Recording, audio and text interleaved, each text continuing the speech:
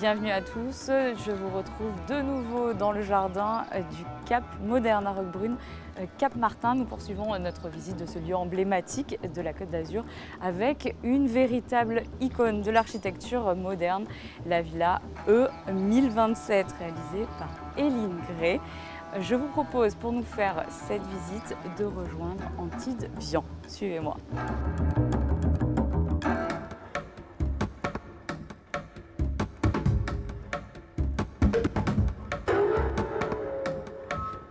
Antide, bonjour. Bonjour. Merci de nous accueillir dans ce lieu quand même extraordinaire.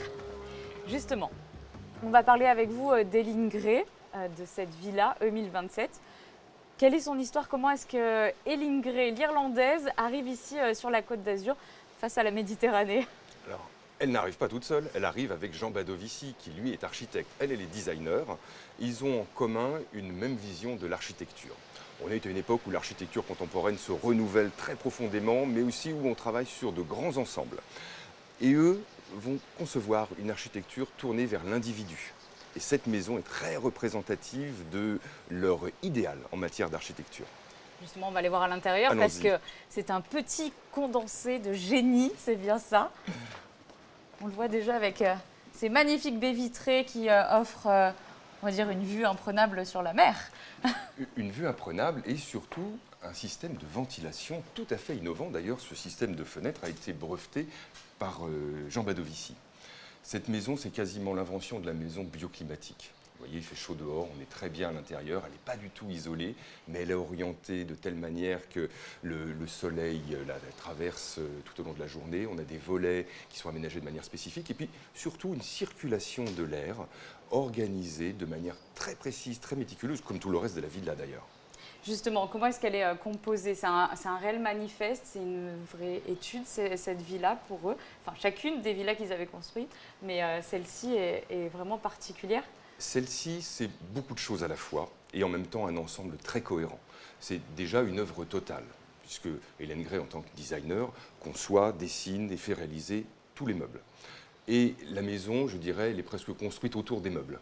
Mais elle est construite dans l'évocation d'un bateau. Vous voyez, tout à l'extérieur comme à l'intérieur évoque le bateau. D'ailleurs, on a accosté au bord de la mer. On a qu'à se pencher pour être au-dessus de l'eau. Et tant l'aménagement intérieur qui évoque des cabines de bateau que certains codes couleurs, notamment le bleu du côté de la mer, pour évoquer justement la couleur de la Méditerranée, et puis des teintes plus marron, plus brunes qui évoquent la roche de la montagne au dos de la maison. Et donc tout ceci évoque le bateau, évoque le voyage. Et vous voyez d'ailleurs sur cette carte une invitation au voyage. Tout est d'époque.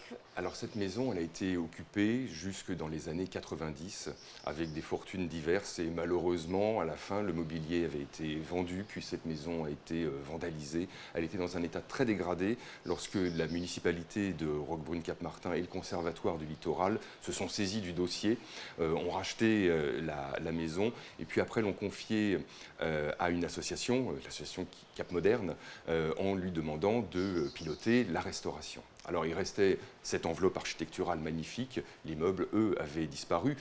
Pas totalement disparus, ils ont été achetés et parfois par des musées, je pense au Centre Pompidou, mais également au Musée des Arts Décoratifs. Dans un premier temps, ces meubles ont été évoqués ici par des rééditions qu'on trouve dans le commerce. Et puis, le degré de précision n'était pas tout à fait satisfaisant. Donc, la dernière campagne de restauration a consisté à les faire refaire à l'identique, d'après les dessins d'origine, et puis en allant regarder les originaux, donc les mêmes matériaux, les mêmes cotes exactement au millimètre près. Donc ici, on est dans une évocation parfaite de la villa telle qu'elle était en 1929 lors de son achèvement. Est-ce qu'on fait un petit tour justement de cette belle villa?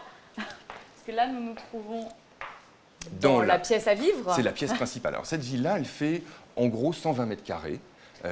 On n'a pas l'impression qu'elle soit petite, il y a des espaces partout et surtout c'est une maison dans laquelle on peut accueillir des gens mais aussi ne pas les croiser. On est parfaitement indépendant, il y a des circulations, des sorties partout. C'est une maison qui est conçue à l'origine pour un homme seul sportif qui reçoit des amis. Ce n'est pas la maison d'Éline Gray et Jean Badovici. Cette maison elle est construite pour lui et par eux deux. Hélène Gray, elle n'a pas vécu ici, elle a fréquenté un petit peu la maison, mais c'est la maison de Jean Badovici. Donc ici, on est dans la salle de réception, on a un petit coin de repos, une salle de douche derrière, et puis derrière la chambre de Jean Badovici.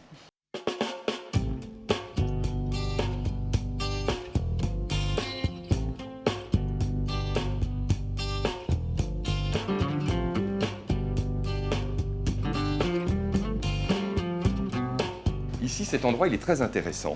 C'est un petit coin salle à manger. Alors vous voyez, les espaces sont délimités au sol par la différence de couleur des carrelages.